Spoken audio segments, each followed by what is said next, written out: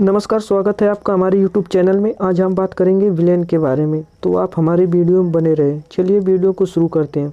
सबसे पहले देखते हैं विलेन क्या होता है। ऐसे दो भिन्न भिन्न अणुओं वाले विलायक आपस में मिलकर एक समांगी मिश्रण बनाते हैं जिसे हम विलयन कहते हैं।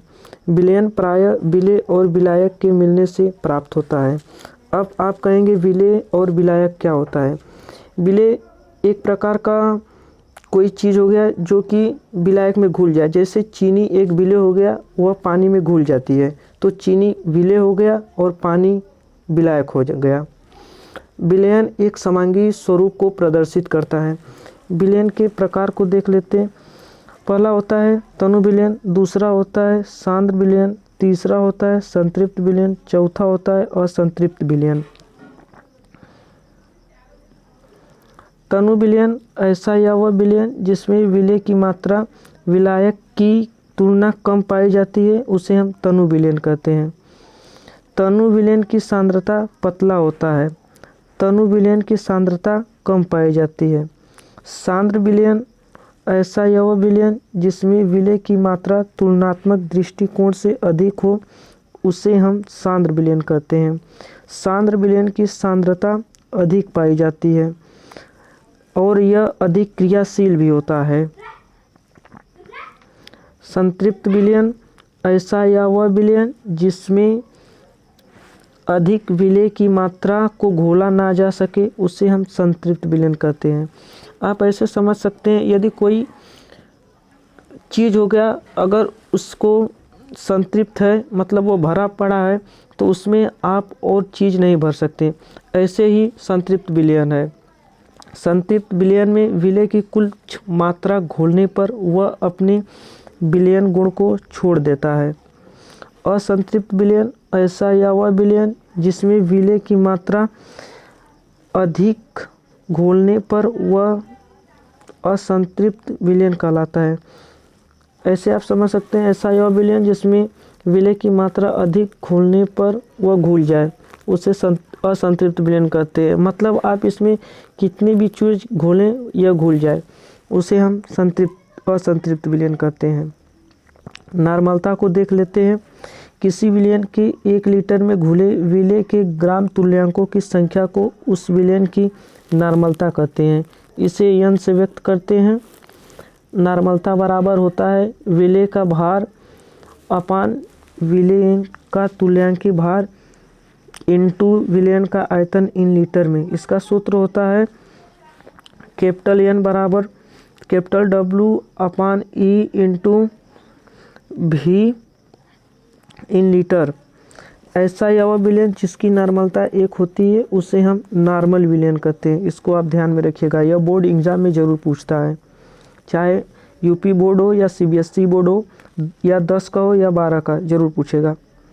मोलरता किसी विलयन के 1 लीटर में घुले कुल मोलों की संख्या को उस विलयन की मोलरता हम कहते हैं।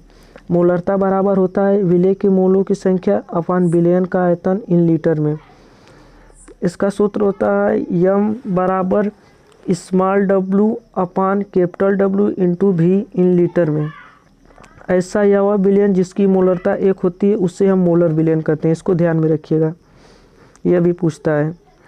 मोल प्रभाज किसी विलयन में किसी अवयव का मोल प्रभाज उस विलयन के मोलों की संख्या तथा कुल मोलों की संख्या के अनुपात के बराबर होता है। चलिए देख लेते हैं विलेय का मोल प्रभाज और विलायक का मोल प्रभाज। इसको देखते हैं। यक्स कैपिटल M बराबर स्मॉल n अपान small n plus capital N, यह है विलेय का मोल प्रभाज। विलायक का मोल प्रभाज यक्स स्मॉल m बराबर कैपिटल N अपान small n plus capital N, यह होता है विलायक का मोल प्रभाज। n जो होता है विलेय के मोलों की संख्या और कैपिटल N जो होता है विलयन के मोलों की संख्या। इसको भी आप ध्यान में रखिएगा। राउल्ट का नियम, यह मोस्ट इम्पॉर्टेंट है। राउल्ट का नियम, इसको ऐसे देखते हैं P माइनस PS अपान P बराबर स्मॉल n अपान small n plus capital N। P जो होता है विलेय में विलेय का वाष्प दाब होता है, PS जो होता है विलायक का वाष्प दाब होता है, और P माइनस PS वाष्प दाब में अवनमन होता है। P माइनस PS वाष्प दाब में आपेक्षिक अवनमन होता है।